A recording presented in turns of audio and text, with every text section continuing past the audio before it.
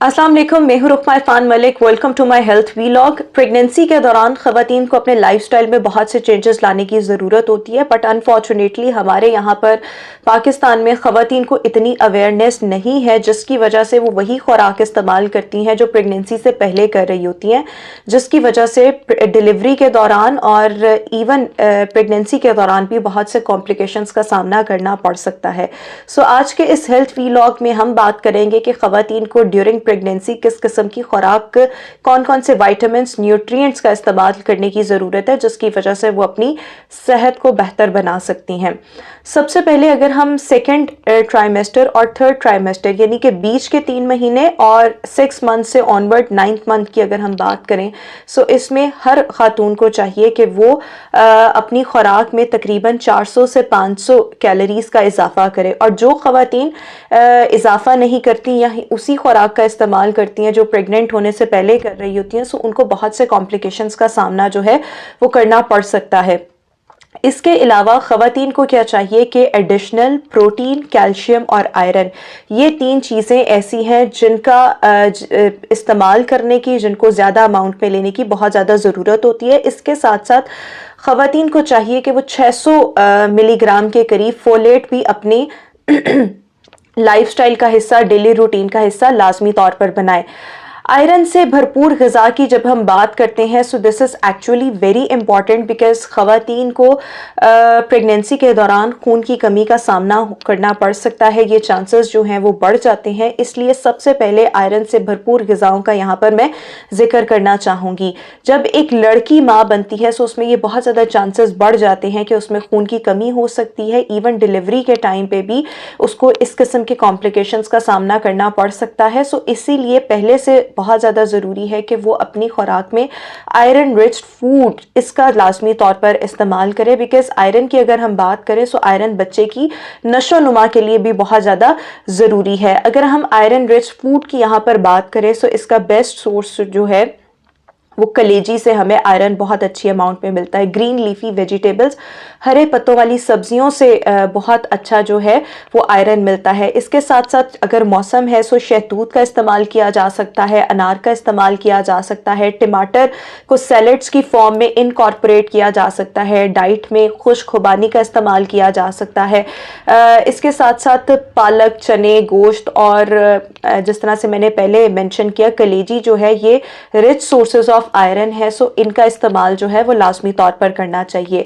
इसके बाद आ जाते हैं मछली के इस्तेमाल पर। मछली का इस्तेमाल जो है वो बच्चे की नशोनुमा के लिए बहुत ज़्यादा बेहतर होता है, और ये रिसर्चर्स इस बात को सपोर्ट करती हैं कि जो ख़वातीन ड्यूरिंग प्रेगनेंसी मछली का इस्तेमाल करती हैं, उनके बच्चे बहुत एक्टिव होते हैं, दिमागी तौर पर बहुत ज़्यादा सेहतमंद होते हैं। इसके लिए इसके साथ साथ बच्चे की नशोनुमा के साथ साथ आंखों की सेहत के लिए मछली का इस्तेमाल जो है वो नागुज़ीर है। और मछली की अगर हम बात करें, सो इससे हमें मिलता है ओमेगा 3 फैटी एसिड्स। बेसिकली ये वो फैट की टाइप है जो हमारी बॉडी खुद से नहीं बनाती, सो हमें ये मछली से मिलते हैं। और इसके साथ साथ इसकी कुछ अमाउंट जो है वो माल्टों के अंदर या दही के अंदर भी ओमेगा 3 फैटी एसिड्स जो हैं वो पाए जाते हैं। सो मेनली तो मछली को इनकॉर्पोरेट करना चाहिए अपनी डाइट में, लेकिन इसके साथ साथ दही और माल्टे अगर मौसम है, सो उनका इस्तेमाल भी किया जा सकता है। इसके साथ साथ डेयरी प्रोडक्ट्स, दूध या दूध से बनी अशिया, बिकॉज बच्चे की नशोनुमा के लिए कैल्शियम, बच्चे की हड्डियों के लिए calcium, this is very important because calcium से ही ऑब्वियसली बोन डेवलपमेंट होती हैं, हड्डियां मजबूत रहती हैं। सो दूध या दूध से बनी अशिया जो हैं, जैसे दही हो जाए, चीज़ हो जाए, मिल्क शेक्स हो जाए, इनको अपनी ग़िज़ा का हिस्सा, अपनी नॉर्मल रूटीन का हिस्सा किसी भी खातून को चाहिए कि वो लाजमी तौर पर बनाए। सब्जियों और फलों का इस्तेमाल ये भी प्रेगनेंसी के दौरान बहुत ज़्यादा करना चाहिए, क्योंकि मोस्टली ख़वातीन में ये प्रॉब्लम देखने में आता है कि प्रेगनेंसी के दौरान उनको कॉन्स्टिपेशन हो जाती है। सो इस सिचुएशन को अवॉइड करने के लिए फाइबर रिच फूड जो है उसका इस्तेमाल करना, दैट इज़ वेरी इंपॉर्टेंट। और सब्जियों और इसके साथ साथ फलों से हमें फ़ाइबर अच्छी अमाउंट में मिलता है, सो इसलिए फलों और सब्जियों को लाजमी इनकॉर्पोरेट करना चाहिए अपने लाइफस्टाइल में। इसके साथ साथ ये तो हो गए कि किस किस्म के फूड ऑप्शंस को ऑब्वियसली आपकी डेली रूटीन का हिस्सा होना चाहिए। मोस्टली ख़वातीन जो हैं उनको वॉमिटिंग की बहुत ज़्यादा शिकायत रहती है अपने प्रेगनेंसी वाले टाइम पीरियड के दौरान, जिसकी वजह से उनके अंदर डिहाइड्रेशन हो सकती है।